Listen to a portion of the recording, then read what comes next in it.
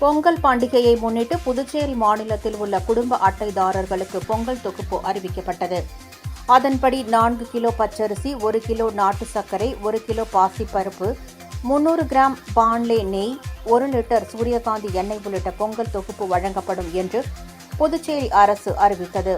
மேலும் இந்த பொங்கல் தொகுப்பானது அரசு ஊழியர்கள் மற்றும் கௌரவ குடும்ப அட்டை வைத்திருப்பவர்களுக்கு வழங்கப்பட மாட்டாது எனவும், தகுதி வாய்ந்த அனைத்து குடும்ப அட்டைகளுக்கும் பொங்கல் தொகுப்பு வழங்கப்படும் எனவும் தெரிவிக்கப்பட்டது.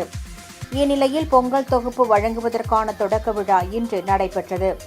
திலாசுப்பேட்டையில் நடைபெற்ற நிகழ்வில் கலந்து கொண்ட முதலமைச்சர் ரங்கசாமி பொங்கல் தொகுப்புகளை பயனாளிகளுக்கு வழங்கி தொடங்கி வைத்தார்.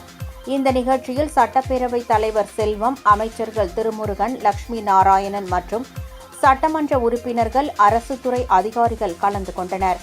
பொங்கல் தொகுப்பானது புதுச்சேரி கூட்டுறவு நிறுவனமான கான்பெட் நிறுவனம் மூலம் கொள்முதல் செய்யப்பட்டுள்ளதாகவும், புதுச்சேரி, காரைக்கால், மாஹே மற்றும் ஏனாம் பகுதிகளில் உள்ள அனைத்து குடும்ப அட்டைதாரர்களுக்கும் இன்று முதல் விநியோகம் செய்யப்பட உள்ளதாகவும் தெரிவிக்கப்பட்டுள்ளது.